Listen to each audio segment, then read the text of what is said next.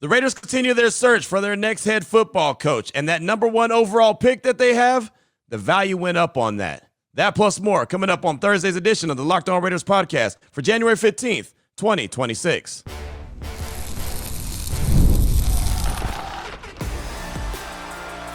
You are Locked On Raiders, your daily Las Vegas Raiders podcast, part of the Locked On Podcast Network, your team every day.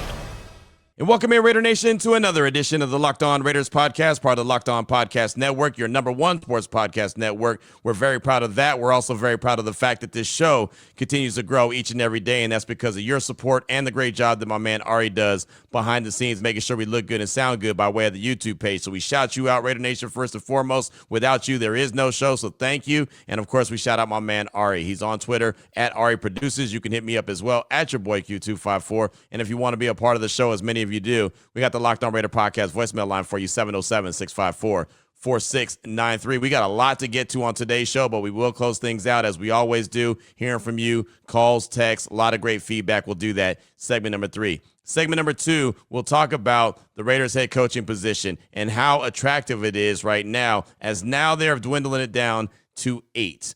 There were 9 going into Wednesday. A deal is not finalized yet when it comes to John Harbaugh and the Giants. Well, depending on what time you're listening to this, maybe it is, but something that as of midnight on Thursday morning, was really close to getting done. Adam Schefter had reported that. So we'll talk about the other 8 openings. Obviously, we'll talk about the Raiders. That's where we'll have our focus. We'll do that in segment number 2 and what others think about the position right now. And here in segment number 1, just news and notes of the day, the value of the number 1 overall pick, and the Raiders head coaching search. We'll jump into that after I tell you about the title sponsor of the show, which is PrizePicks. PrizePicks is a sponsor every crossover Thursday. There is no game to crossover, but it's still the sponsor. Download the PrizePicks app today. Use promo code LOCKEDONNFL to get $50 in lineups after you play your first $5 lineup. So I want to start out with the coaching search for the Raiders. On Wednesday, they held a couple interviews. Panthers defensive coordinator Ejiro Evero, he was the guy that was interviewed, and also Chargers defensive coordinator Jesse Minter. So I guess Wednesday was the defensive side of things. So, they have a bunch of different guys that they've already talked to.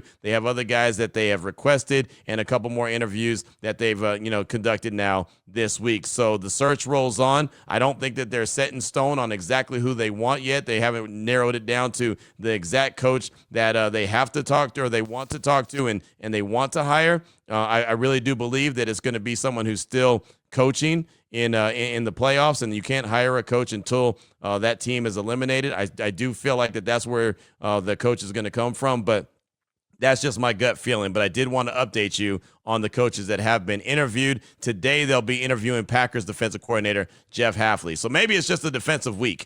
Maybe it's the defensive coordinator's week. I'll tell you this. I was talking to Peter Bukowski from Locked On Packers, and he told me that Hafley's great. He said Hafley is a guy that can command the room. He'll get up there in front of the podium and he'll catch your attention. He said he's going to interview really, really well when he talks to the Raiders, and so he'll do that coming up today. So Ejiro Evero, Panthers defensive coordinator, Jesse Minter, Chargers defensive coordinator, those were on Wednesday, and Packers defensive coordinator Jeff Hafley on today. Also, I wanted to pass along for news and notes here in segment number 1 of today's Locked On Raiders podcast, the value of the number 1 overall pick. If you remember, I talked to Field Yates from ESPN, draft analyst. He was on my radio show last week, and we were talking about Fernando Mendoza. We were talking about Dante Moore. And one of the first questions that I asked him, and remember this was last week, was how valuable currently is the number 1 overall pick that the Raiders hold? Here's his answer. I don't think we can overstate how valuable it is, Q, for this reason. At the time of this conversation, you and I don't know whether Dante Moore Jr., quarterback from Oregon, is going to stay or go. Stay at school for one more season or come out in the NFL draft. But in a world in which Dante Moore stays, this is basically a one quarterback draft. And what I mean by a one quarterback draft is one quarterback where we feel as though he is being drafted very high because he merits that sort of consideration, not because we've seen quarterbacks get artificially inflated in prior drafts because of that dynamic being in play. So if you're the Raiders and you end up with the second pick and Dante Moore stays, well, then you might be forced into drafting a quarterback, but the reality is maybe overdrafting a quarterback. So can't say enough about how valuable it is to have pick number one. Now, if Dante Moore Jr. declares for the NFL draft, you could make the case the Jets are in good shape as well at pick number two.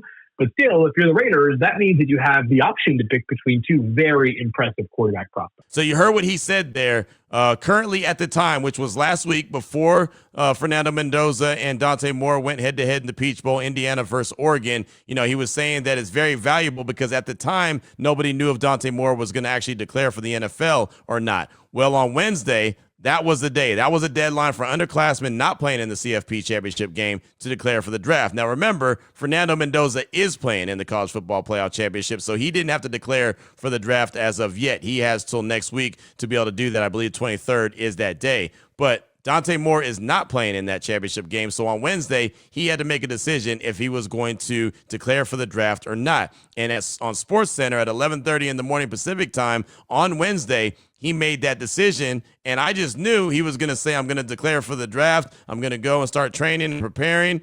And in fact, he decided he was going to return to school for the 2026 season. He announced that on SportsCenter. So by going back to Oregon, he gives it the chance to be one of the top picks in the draft. He's going to be projected to be at the top, but the draft class, a quarterback class in 2027 is supposed to be, and again, I say supposed to be in air quotes because, well, this year's was supposed to be, it's supposed to be loaded in 2027. So as of right now, the top quarterbacks that are entering the draft, Fernando Mendoza, he's been the number one guy anyway. Now he's even more the number one guy. Ty Simpson from Alabama, who I thought should go back to school, but now that Dante Moore has decided not to enter the draft, makes more sense why Simpson decided to go to the draft because, again, supply and demand. There's not a lot of supply, and there's plenty of demand for the quarterback position. And now Trinidad Chambliss from Ole Miss. Right now, he's the number 3 quarterback on Mel Kiper's big board. And I know that Mel Kiper's big board doesn't be the end-all, be-all, but a guy that was trying to return to school in Ole Miss, now, he got denied that extra year, and I know that he's appealing that. He can go to the draft and all of a sudden be the second or third quarterback off the board. And then all of a sudden you're making a lot of money and you're still learning the quarterback position. So that's really intriguing. But not only that, just the quarterbacks that are in the draft class, it opens it up for discussion of what the Raiders need to do or could do at the number 1 overall pick. Now, look, I'm saying this and I want to make sure it's perfectly clear. I don't see a scenario where the Raiders don't make a selection number 1. I don't see a scenario where they trade that pick and get, extra collateral draft picks and, dip back into the draft and try to get their quarterback in 2027. I don't see that happening. I think Fernando Mendoza is going to be the guy. I really do. I'm sold on Fernando Mendoza. I think Tom Brady is sold on Fernando Mendoza, which is very, very important. But we know that there's a long time between now and the draft. There's a process. There's going to be a lot of, discussing and dissecting and breaking down Fernando's game. And somebody's going to try to find holes in his game or manufacture a hole in his game, whatever the case may be. And maybe they're not sold on him, but they do have the option. And because no Dante Moore, that pick at number 1 has become that much more valuable. So there might be a phone call that they get from a team. Maybe it's the Jets, maybe it's other. And it's maybe an offer that they can't refuse. That value of that number 1 overall pick on Wednesday went up when Dante Moore decided to go back to Oregon for one more season. So, again, I'm not saying that it's going to happen. I'm not suggesting to make it happen. But I do know that calls will be made.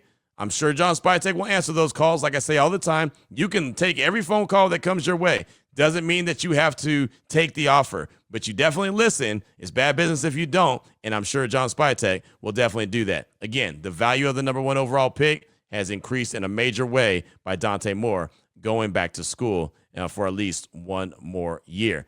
Now, what about the head coaching position? And then there was 8. John Harbaugh and the Giants, they're working on an agreement right now. So how attractive is this Raiders head coaching job? We'll break that down. You'll hear from some national thought. You get the national thoughts on that coming up in segment number 2 of today's Locked On Raiders podcast.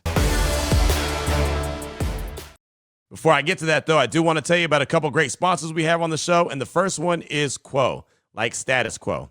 New year, new systems. This is a time when a lot of us look at messier parts of how we run our business and think there has to be a better way. And there is. Streamlining your communication is one of the quickest upgrades you can make. That's why today's episode is brought to you by Quo, spelled QUO, the smarter way to run your business communications. Because when your team is reachable, organized, and communicating in one place, you're not just working cleaner, you're creating more opportunities to connect with customers. Everyone sees the full conversation thread, which makes replies faster and more personal. It works right from your phone or computer, and you can keep your existing phone number. It's no surprise, Quo is the #1 rated business phone system on G2, trusted by more than 90,000 businesses, from solo operators to growing teams.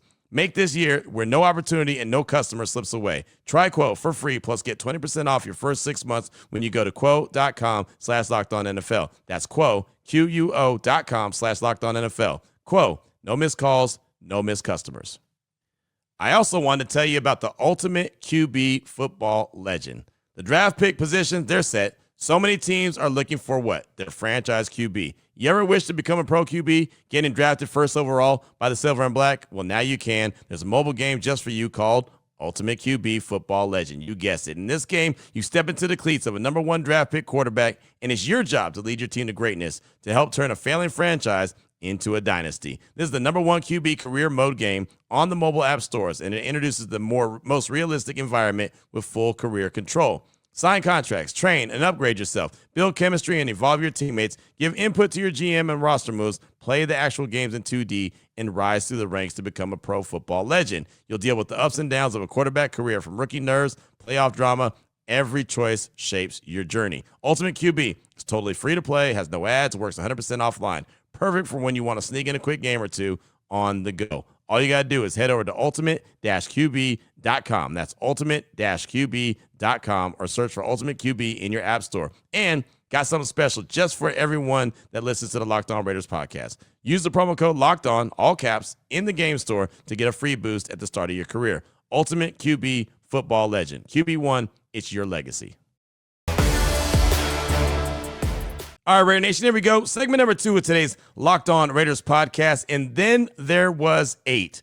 Titans, Falcons, Dolphins, Steelers, Browns, Ravens, Cardinals, and the Raiders. Those are the head coaching vacancies that are still out there and available after the Giants and John Harbaugh seal the deal. And on Wednesday night, Adam Schefter from ESPN put out a tweet. John Harbaugh and the Giants are working to finalize an agreement to make him their next head coach, and barring a setback, a deal is expected. Multiple sources told Adam Schefter the deal is not final. Contract numbers still are being negotiated. Again, Adam Schefter from ESPN put that out. So, again, they're right there getting close to the finish line. By the time you're listening to this, they may have crossed the finish line already. So, again, it leaves the Titans, Falcons, Dolphins, Steelers, Browns, Ravens, Cardinals, and the Raiders. A lot of folks looked at the Titans as a good job because they have their QB. A lot of folks looked at the Falcons as a good job because the division not so good. How do the national people view the Raiders' job? Some folks don't believe in it at all because of all the turnover that the Raiders have had and all the different coaches that they've hired in the handful of years, a lot of one-and-dones, and so they don't think the stability is there, so that's a question. But Lindsay Rhodes from SumerSports.com, she was on my radio show on Wednesday, and she was one who tweeted out a really long thread about the Raiders' coaching job and said, I feel like I'm on an island by myself, but here's my thoughts. And so when she joined my show and talked about it, this is what she had to say about how attractive the Raiders' job is to her. I think it's attractive, and I understand why other people wouldn't put it at the top of their list. I mean, obviously, I don't need to, rehash all of the different reasons, but the fact that they've gone through so many different coaches who have had short leashes in the last few years, and then this past season was just a disaster, and so it feels like you're kind of building from not scratch, but like you've got a long way to go. And so it doesn't, I can understand people looking at the franchise and saying, that's not where I would go to have my best shot at success. But the reason that I think it's attractive is because I think that your ability to win in the NFL and to set yourself up for success as a coach in the long term is to have access to a franchise quarterback. I think the two are so closely tied to each other that if you don't have the quarterback, good luck. Good luck sticking around for a really long time. And I think that there are only a handful of jobs that are available in this cycle that either have a quarterback that is for sure a franchise quarterback. There's no doubt that the Ravens have that.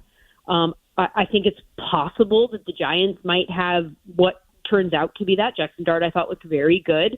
in what little time, unfortunately, we were able to see him on the field this year. There's something you can work with. There are pieces around him with which to work. I get why people are talking about the Giants. I think that the only other two that have quarterbacks and or paths to quarterbacks are the Titans, potentially, who took the number one pick last year, a quarterback that you're going to give a little bit of time to develop and certainly flashed at times this year in Cam Ward, or the Raiders, who are, I would assume, going to take a quarterback number one overall this year too. So I think if you're a coach and you're sitting there looking for your next stop, I think you have to consider the Raiders and I think it will really come down to whether or not you like Fernando Mendoza. If you think Fernando Mendoza is the next franchise quarterback that we're all excited about, who has the ability to be one of the best quarterbacks in the NFL, and I think there's certainly people out there right now that think that that's possible, then what an opportunity to attach yourself with him on the ground floor, turn him into the quarterback that you want him to be. And also, I think that there's a degree of time that you're buying yourself there, because while coaches are often fired the year after quarterbacks are drafted number one overall, i.e. the Titans this past season, they shouldn't be. You should have time to grow with them and let them grow and not fire them because they didn't win enough games. And so I think that if the Raiders were to approach this smartly, and I think if a coach were to make sure that that was established in the interview process, like, promise me this isn't wins and losses next year. Promise me that as long as I'm doing a good job developing and we're moving in the right direction, that you're going to give me some time. I think that this job could be very attractive, frankly. I love the breakdown right there. Again, that was Lindsay Rhodes from SumerSports.com. She does a really good job. Have a path to a quarterback.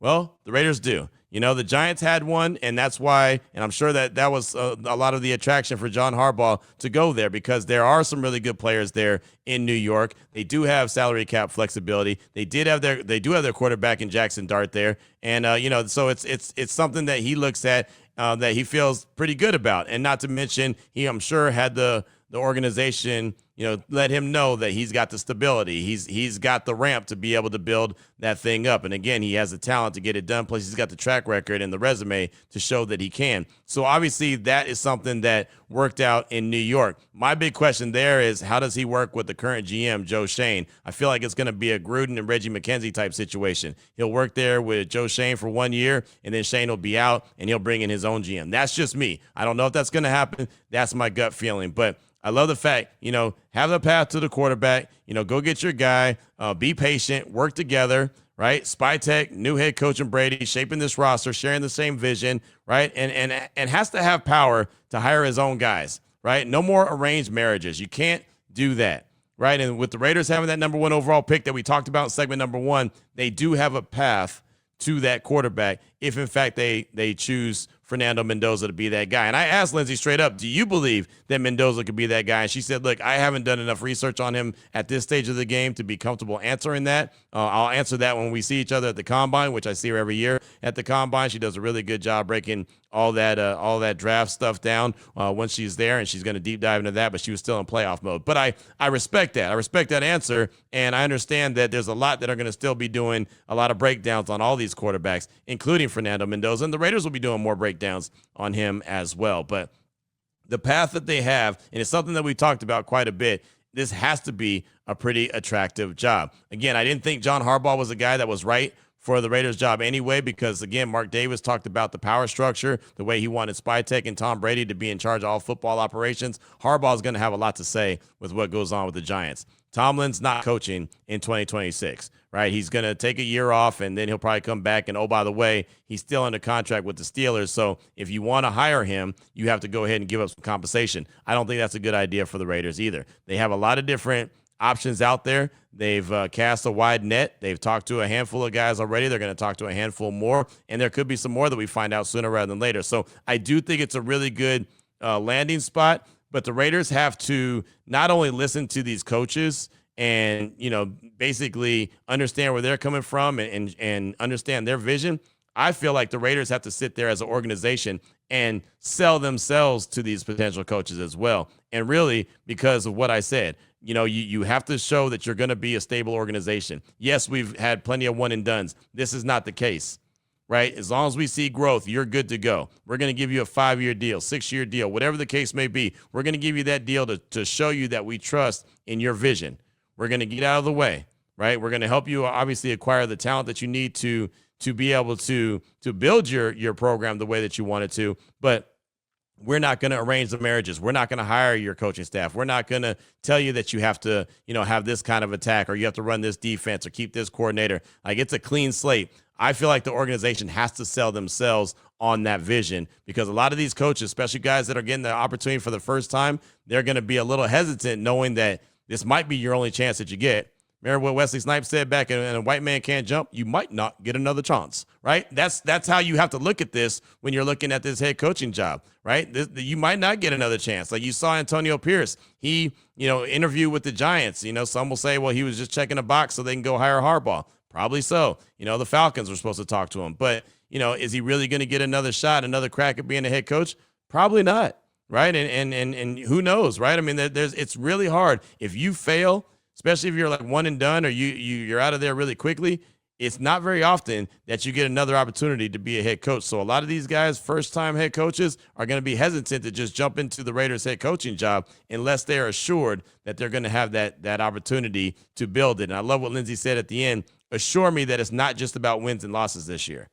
Assure me that that's not it. It's about growth, seeing the growth from the team, sharing the vision. If that's the case, then that's a really good job. And I agree with her 100%. And that's why I've said, and I talked about it on my radio show, that I felt like the Raiders could be on like a Panthers trajectory after they hired Dave Canales, right? They won 5 games. Then this past year they won 8, and they made it to the playoffs. But 8 wins is not going to get you to the playoffs in the AFC or the AFC West in particular. So, but I do see it being a build like that. Maybe 5 wins. Then maybe 8 wins. Then maybe you're looking at double digits, right? But you have to understand, and you have to be patient with whoever's going to be the head coach, and make sure that they're allowed to build it. Even going and drafting players, right? Even John Spytek, even though he's come back for the second year, he was getting players that, fit with what Pete Carroll wanted to do last year. Now he's going to be getting players that he's going to have to try to fit with whoever this new head coach is. At least have this coach in place for a few years so you can get players consistent with what this guy needs. That's what they have to do. That's what they have to sell to the potential head coach, as the potential head coach is also selling their vision to the silver and black. But I do think it's one of the more attractive jobs. The Titans, I'm kind of on the fence with, but they have a lot of salary cap space. The Raiders do too. The Falcons, I don't know, because I don't know what Michael Penix is going to be. He's injury prone, and who knows when he's going to come back from the surgery he had on the torn ACL. Dolphins, I think, is a mess. Steelers have a lot of old players, right? Aaron Rodgers is not going to come back. He had a 1-year deal. They've got a lot of old players on defense. They've got DK Metcalf, but again, no quarterback. Browns, it's the Browns. The Ravens is a really good job, obviously, because they have Lamar Jackson. The Cardinals, who knows what's going on there, right? I mean, it's a mess. The Dolphins, same situation as the Cardinals. They have Tua, but I don't think that they're going to be around very long. So I think the Raiders are one of the more attractive jobs, but they have to assure these coaches that they're going to allow them to do what they need to do to put this team on the right path and the right trajectory. What's on your mind? Your calls and texts. We'll close out the show, 707-654-4693. We'll hear from you next. Before we get to that, though, I do want to tell you about a couple more sponsors we have here on the show, and the first one is Home Chef. As the New Year's get going, a lot of people are trying to simplify their routines. Dinner's a big one. Between busy work days, cold winter nights, and packaged schedules, having an easy, reliable dinner plan makes a huge difference. That's where Home Chef comes in. Home Chef takes the stress out of cooking by delivering fresh, pre-portioned ingredients right to your door with easy-to-follow recipes that actually taste great. They're rated #1 by users of other meal kits for quality, convenience, value, taste, and recipe ease, and it's easy to see why. Over 30 weekly options, including family-sized meals and different dietary choices. Recipes are simple, but they feel elevated. Even restaurant quality with dishes co-created by chefs like Gordon Ramsay. Save time and money. Home Chef customers save an average of $86 per month on groceries. For a limited time, Home Chef is offering all listeners of the Locked On Raiders podcast 50% off your first box, free shipping, and free dessert for life. Just go to homechef.com/lockedon. That's homechef.com/lockedon for 50% off your first box, free shipping, and free dessert for life. Must be an active subscriber to receive free dessert. I also want to tell you about Indeed. If you've ever hired someone who looked good on paper but wasn't the right fit, you know how important that is. When you want candidates who truly match what you're looking for, trust Indeed sponsored jobs. Hiring, Indeed is all you need. Stop struggling to get your job post seen on other sites. Indeed sponsored jobs put your post at the top of the page and help you reach the right candidates faster. If you need to hire someone for this show, you go straight to Indeed and be very specific about what you need. Real experience, not just a resume buzzword. Instead of struggling to get your job post seen, Indeed sponsors jobs helps your listing stand out and reach quality candidates faster. According to Indeed data, sponsored jobs posted directly on Indeed are 90% more likely to report a hire than non-sponsored jobs. Spend more time interviewing candidates who check all your boxes with less stress, less time, and more results using Indeed sponsored jobs. Listeners of this show, the Locked On Raiders podcast, get a $75 sponsored job credit to help give your job the premium placement it deserves at Indeed.com/LockedOnNFL. Just go to Indeed.com/LockedOnNFL right now. Support the show by saying that you heard it here on the Locked On Raiders podcast. All things Indeed. Terms and conditions apply. Hiring, do it the right way with Indeed.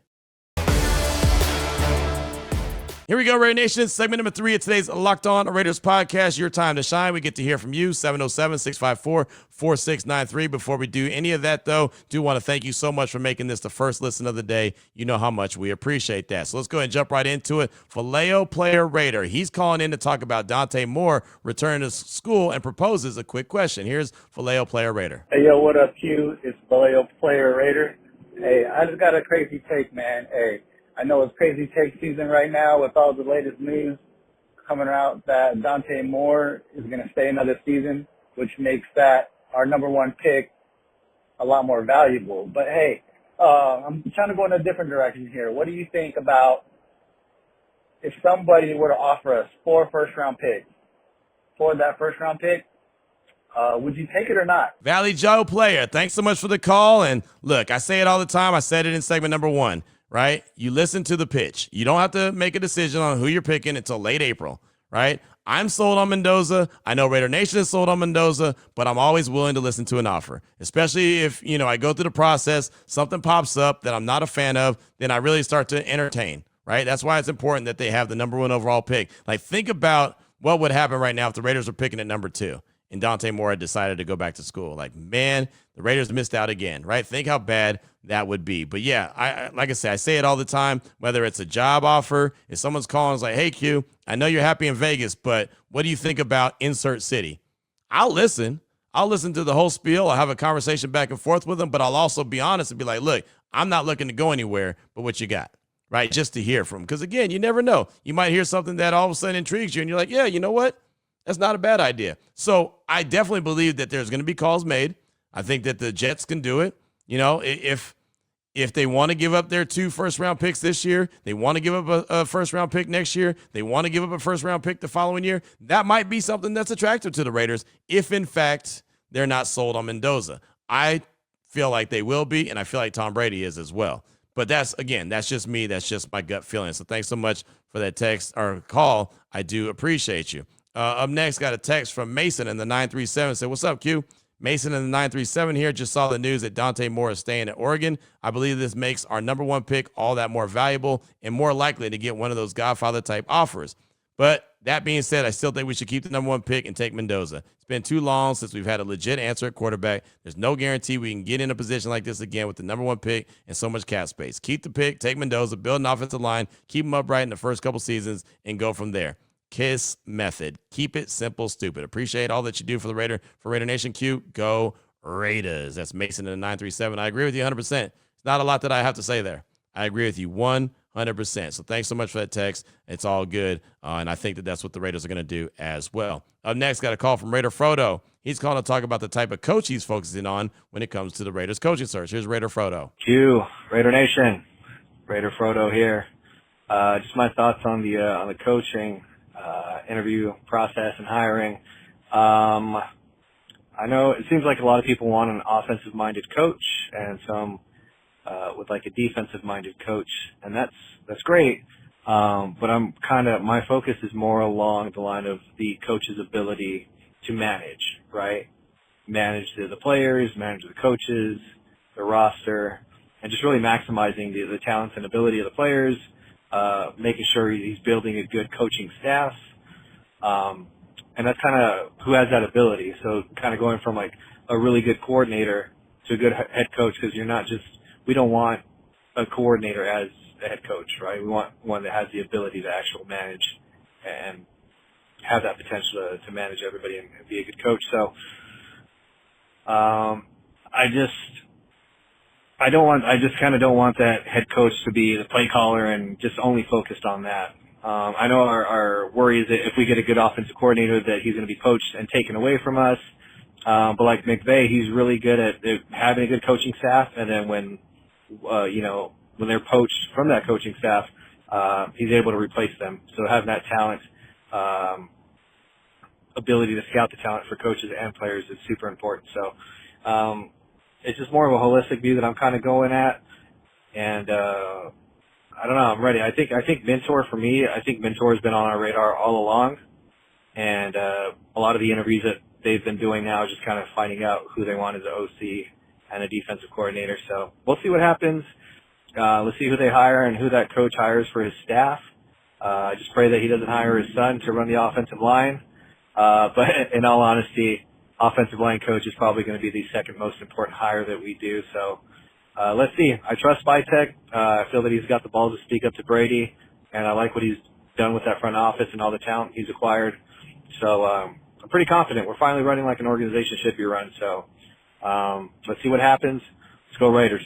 Raiders. Frodo, thanks so much for the call. Appreciate you. And yeah, the theory of a leader of men as a head coach is great. And I understand not, wanting just an OC, but you brought up McVay, and the beauty about him is exactly what you said you didn't want. You didn't want a guy who's a play caller. McVay is the play caller. McVay's been the play caller for the last 9 seasons. When he got there, he was the hotshot OC, and he hired Wade Phillips to be the defensive coordinator so he could just focus on the defense, and Sean McVay could focus in on the offense. Now, at some point, he decided, okay, I don't like the way that the defense is looking. I got to go in another direction. That's when he brought in Brandon Staley, right? And then we all know that turned into a head coaching job with the Chargers. That didn't work out so well. But with that being said, Sean McVay is the play caller. So when he loses, and he's going to lose some of his staff this year, and the Raiders might take not one but two, right? If they follow the plan that I'm talking about, when you're looking at Mike LaFleur and Nathan Scheelhaus, right? That those two guys could end up being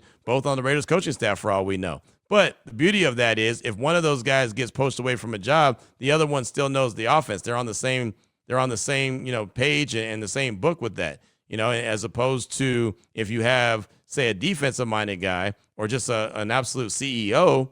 And then all of a sudden your offensive coordinator, like say you get Mike McDaniel or you get someone, like not Clint Kubiak, that would be a lateral move, but like a Scheelhaus, and he's all of a sudden your offensive coordinator and he's really hot. Then all of a sudden in the next coaching cycle, he's poached, and now you still have a CEO and a defensive minded guy, and now you're having him teach your young quarterback another system or trying to, get on the same page with them. And again, I used the example on Wednesday's show of the Philadelphia Eagles. Going into 2026, they'll be in their 5th OC in 5 years. That is a problem.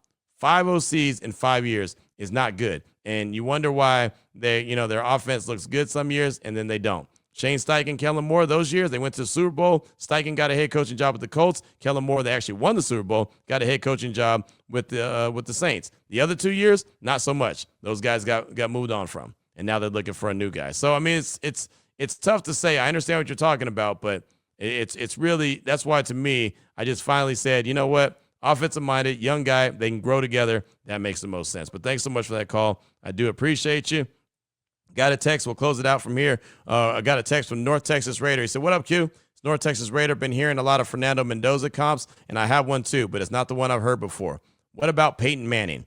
I'm not talking about 6-time MVP Manning. I'm talking about Heisman Trophy winner coming out of Tennessee Manning. I think they're very similar. Neither is the most mobile, though Mendoza's a little bit more so. Both can make all the throws, but neither is going to blow the ball through a brick wall. Both extremely well regarded for being great teammates and a great leader. Both highly regarded for their football IQ and their ability to see the field. I'm not saying he's going to have Manning's career, but I think they're very similar players coming out of college with the same potential. What do you think? As always, love what you do for the nation. North Texas Raider out. Thanks for the text. Appreciate you.